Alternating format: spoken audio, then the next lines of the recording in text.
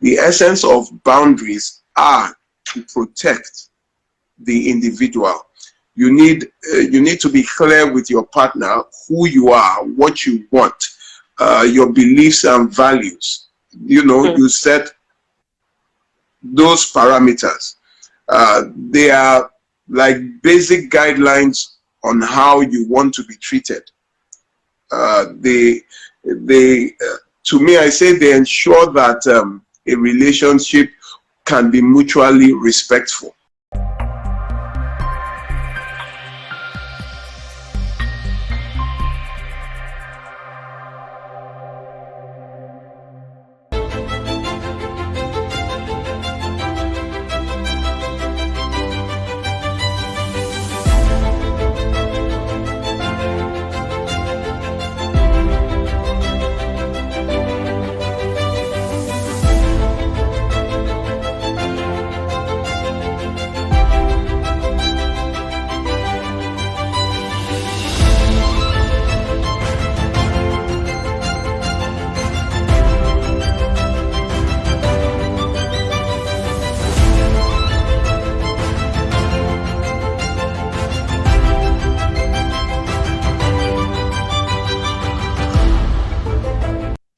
Yes, last week, Thursday, we started talking about how I know that I'm ready to get into a steady relationship and I'm ready to settle down. I'm ready to be with someone. And the first pointer you gave us was know thyself. Know thyself and to thyself be true. And I think we really, basked in that space for a good while, and you pointed out a lot of amazing things. Today, what are we looking at? What's the other parameter for me to be prepared to now invite someone into my space and settle down? Well, after getting to know who you are, the first step for me is getting to know who you are. And I quoted, man, know thyself, and to thyself be true. The Yorubas will say, Monare, that is, know who you are, your weaknesses, your strengths, your vices, your proclivities, your highs and lows. When you now know the kind of person you are, it informs what you need. This is it. When you know the kind of sickness you are, if I am malaria, then I would know what I need is anti-malaria, not Flagyl, not tetracycline. The moment you see all those ones, you easily recognize that this is not what I need because I know that it is malaria. Second step here, after knowing who you are, is now creating boundaries. What are those? Yes. Well, boundaries are a certain way you would like to be treated. Every country has a boundary. There is no sovereign state that has no boundary. Boundaries are meant to protect the state. Boundaries are meant to protect the community. It is for your own protection. You understand? Yes. You cannot just walk into Cameroon. You cannot just walk into Europe. You cannot just walk into the UK. The moment they see you at that border and they look at you, you are not a citizen. You have no right to be there. You will be arrested. The essence of boundaries are to protect the individual. You need to be clear with your partner who you are, what you want, your beliefs and values. You set those parameters. They are like basic guidelines on how you want to be treated. To me, I say they ensure that a relationship can be mutually respectful. Okay. For example, for me, a basic boundary for any man or woman is a violent partner. The moment you come across a hot-tempered person who shouts at you, that should be a boundary. You should tell yourself that no man or woman will raise their hands to slap me. The moment you do that, it is over. No man or woman will shout at me publicly in front of everybody and demean me. The moment I see that, those are signs that my marriage is going to be a very problematic one. So the first boundary for any man or woman is a hot-tempered person, a furious person, someone who cannot control their anger, cannot restrain themselves. I think these are the number one boundaries people should tell. Once you see these cases of domestic violence is because people have not told themselves, developed that boundary, that the day a man or a woman hits me, you find out that some of them were already being beaten in the relationship before they got married. Lots of them, you know, they saw it. They saw it. He shouted at me. He locked the door. There was a lady that came, although she came from the island, went to, during COVID, went to Festac from Ireland, went to Festac to spend a week or two with her guy. They had an agreement, a misunderstanding, and the guy locked her out till the following day. She slept on the staircase because of an eye, and then, you know, he got up, opened the door in the morning, now told her, well, you know, you can come in and don't do that again. She now asked me, what should I do? You know, the look on my face was like, what should you do? Supposing you were raped, supposing thieves came, suppose you developed, you know, it was cold, it rained, you know, something happened to you. Suppose something happened to you, a snake, a scorpion, you know, stung you at night. What would have happened? Those little signs. She's still in the relationship, by the way. She said he has apologized. He came with his friends, but his friends were not around when he would lock you up. So those are things I call boundaries, you know, that you must have. Things that you have told, you have to sit down and get into your subconscious that, listen, this is how I want to be treated in a relationship. And when you are with someone, those are the first set of conversations you should have. After seeing that, okay, I like this person, he makes me laugh. And the next stage is, now listen, there are some things that are deal breakers for me. And that is number one, violence. I cannot be with a violent person. Now, I wrote some down here. The tolerances, sexual expressions, finances, the past lives, friendships, and goals. You know, those are things that you should... Don't go too far. Don't go too far. You said, I want you to name them and explain them so that we understand. You know, I've been finding that in recent times, we throw out words that we don't even know the meaning of. You know, you said sexual preferences, yes? Sexual expressions. Please explain what that is in English, in small English.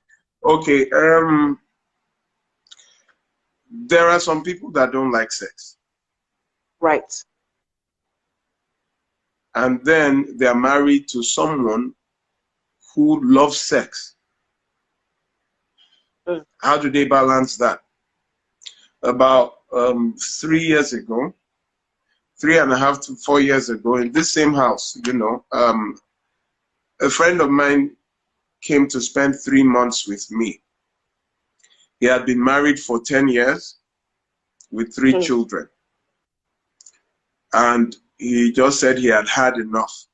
And I didn't understand till, you know, he was sleeping till the following day. And I was like, aren't you going, because I know he was married, aren't you going back to the house? He said he's not going back, that he's left the house. I said, what happened? He said he's tired of begging for sex. That every time he begs for sex, that can he make me laugh? I said, okay, go ahead. He says, you know that I book sex? I said, book. He said, yes. He said, we book sex. That, you know, she would say, probably on the calendar, it's 3 times this month, so he will choose the date that is next food. So they will take the 13th and 14th, and that he has never cheated on her. But how can he be conditioning himself? We just be waiting till the 12th, wait till the 6th. After the 12th. What? And I said, how did you get here? You have 3 kids. He said, he doesn't understand now that you say it's sex food. So he stayed in my house for 3 months. And there he met another lady. And you see, that's after 10 years of marriage. Mm. Mm. The issue is, I asked him, first of all, I think he loves his wife more than she loves him. That's the first. Second, you need to have known people's sexual orientation before you now commit your life to them. Right. Now, on the flip side of that, you have the nymphos, someone who is extremely sexually, and you look at you and you say, I can't kill myself. That how many times I am tired? And she's like, I can't, or he's like, you know, you're telling me you're going to deny me, and she threatens that she will get it outside, which he or he would eventually do. So you need to know the sexual expressions, the sexual language, sexual compatibility. So when I said sexual expressions, that is what I'm talking about. Sorry, sir. I wish you could see my face. My goodness, I'm sorry. This is so painful. This is hard. But this sexual experience, Abi, how do you call it? Expression. Sexual expression.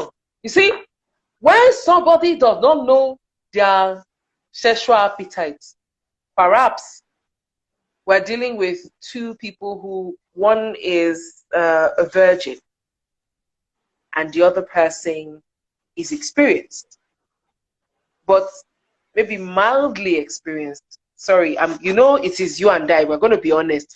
People on this show, please, we are very honest people in this show. So imagine a guy that maybe was born, let's call it SU, and so does not have, maybe has had 1 or 2 encounters by some chance in his life, so does not even understand the sexual appetite yet. And then he's now dating a girl who has not tried it yet. Because it's not how many times you tried it that shows what your appetite is. Now, how do we help these people? Perhaps they are listening. How do we help their career? The honest truth is that when you are talking of virgins, it goes both ways. Okay. Some may turn out liking it, some may turn out not liking it. Yes. It goes both ways. So when you say, I'm looking for a virgin, I had already said, because I was a late starter. And it was a bit awkward at first, you know, when you are at a certain age. I was 25, so I was in my final year the first time. You are a proper late bloomer, sir. But go ahead. I was too late, you know. I had this thing in me. I don't even understand me. When I think back, I wish I could just go back to correct some things. But I had this thing that whoever I was going to have sex with is whom I will marry. So, you know, I wanted to be sure. I wanted to be, you know, I didn't really date anybody in the university. I didn't really date anybody because I was, you know, this one does not mean, you know, I just had this is the person, whoever I get intimate with is who I will settle down with. So it didn't work out that way. So, anyway, I was more or less, the lady that liked me just grabbed me one day and that was how I lost it. Yeah, it was crazy. I didn't even know what to do. You know, it was just crazy, a crazy experience. But at times for women, it's more painful than that.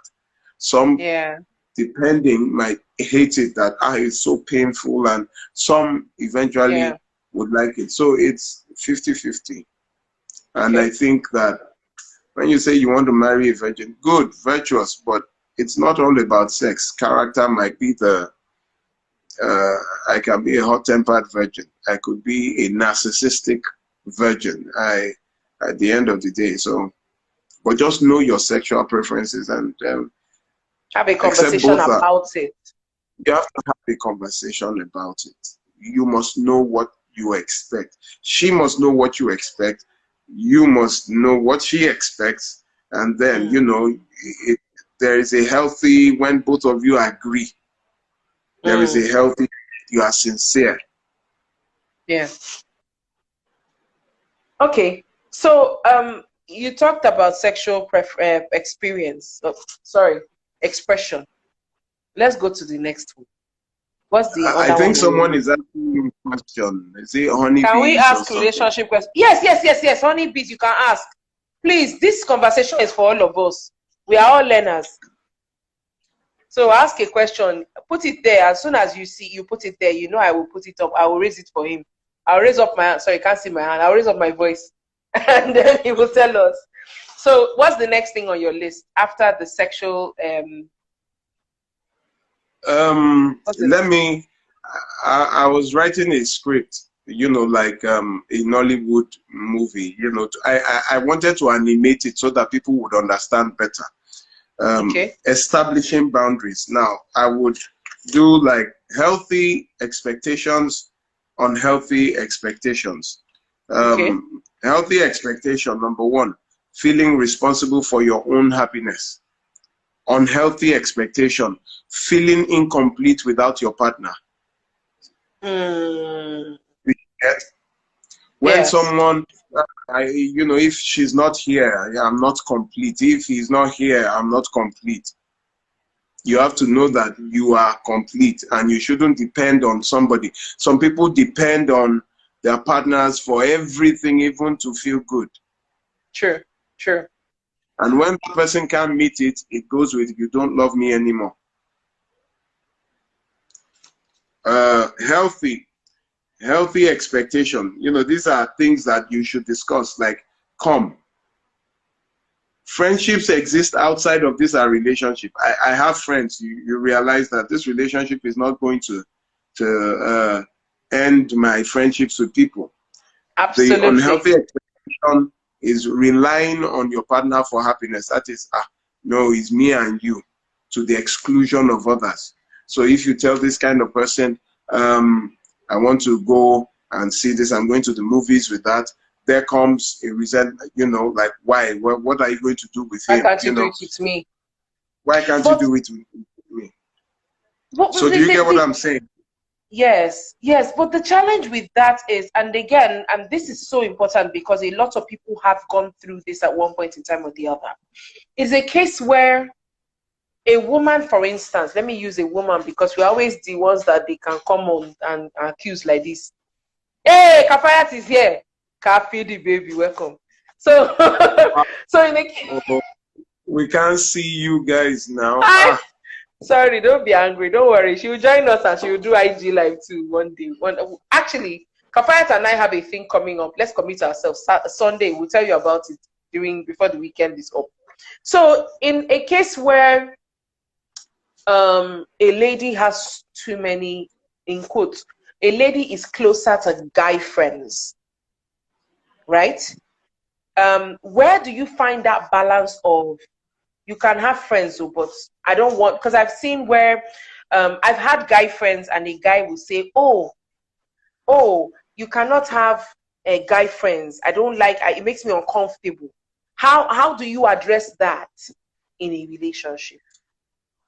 My first girlfriend, I doubt if she had female friends.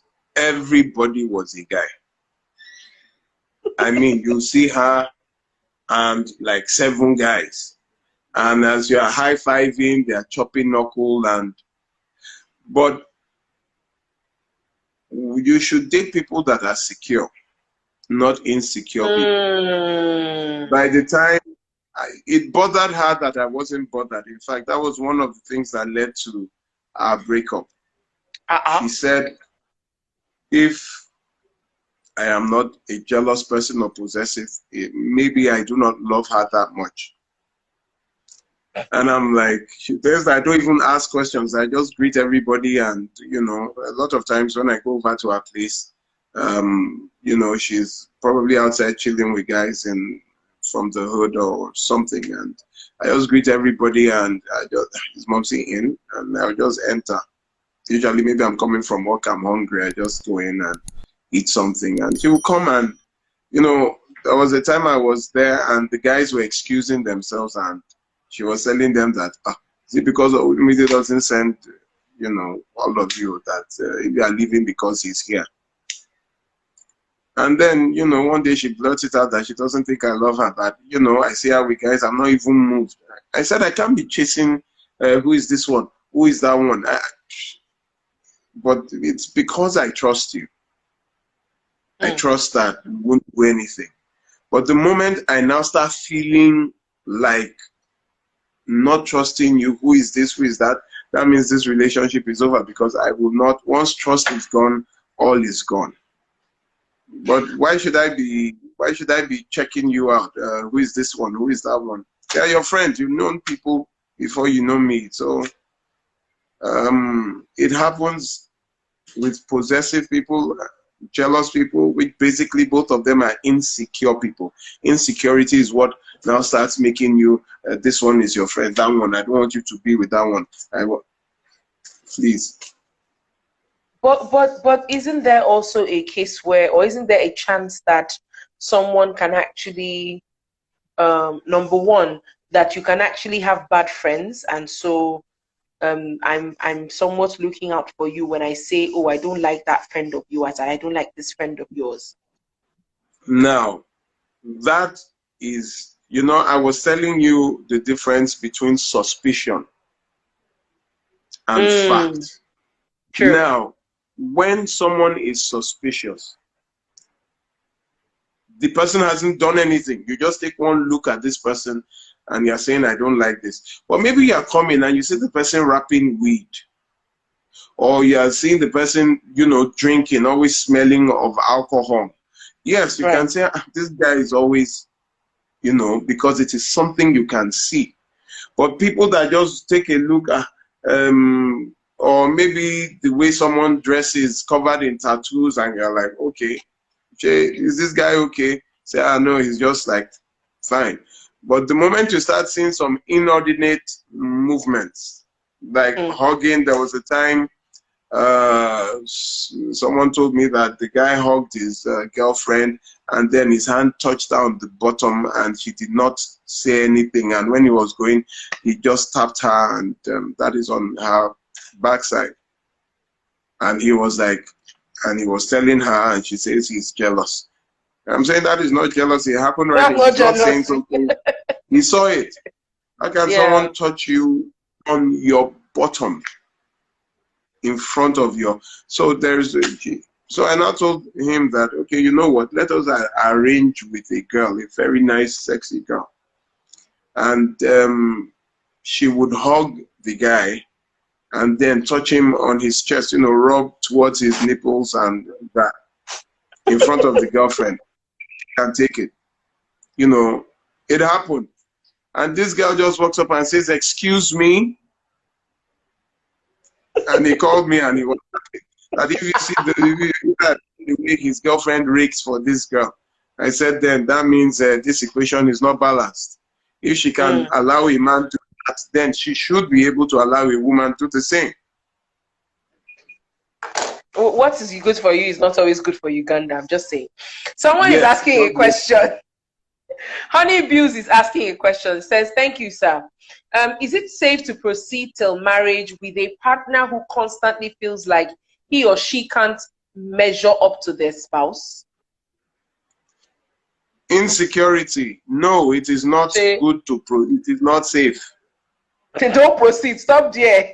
Don't proceed. You are dating an insecure person.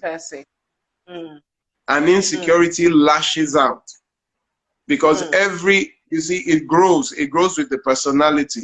The moment, okay, you now marry, you get a promotion, you become the MD insecurity grows to the status of the MD as well. So you are going for a meeting ahead, they are going again. It just grows. Is it because you are earning more than me? Is it because you are now this? Is it, it grows. It's nasty. It is not good to marry an insecure person. So let me just, throw this one in. I was dating this guy. He was my first boyfriend, actually. Why are we sharing these kind of stories on this show? Who are you even talking? Are you talking I'm giving an yourself? example. Yes. Oh, yes, okay. An actual situation. So I was dating this guy. You've never heard this story. And he was my first boyfriend. And I remember that nobody really cared for his birthday. On his birthday, I worked in a church as an admin person. My salary was, I think it was 8,000 naira. So I asked them to give me a salary advance, which was 4,000 naira. And it was back in the day, right? So I bought this amazing belt, leather belt. Like, I just wanted to just do something really special for him. And I bought the belt. And then on his birthday, I presented the belt. I asked him, let's take a walk. We went to supermarkets and we bought these very lovely, different assorted biscuits. Like, I literally spent all my money on these bros. Do you know what he said to me on my way back? We're walking back to my house, where my mom even cooked to say happy birthday. My mom is generous like that. Then we came back, and on our way back, I was like, why are you? He was cold. And I kept asking, why are you cold? What's the problem? And you know what he said to me? He said to me, his thank you to me was, and I quote, power corrupts and absolute power corrupts absolutely. Yeah, that's exactly what happened. So that's the exact You should situation. have married him. God forbid. But you should have married him. So that power can corrupt absolutely. What? Oh my goodness. Yes, it happened. Real life. My first boyfriend, I remember.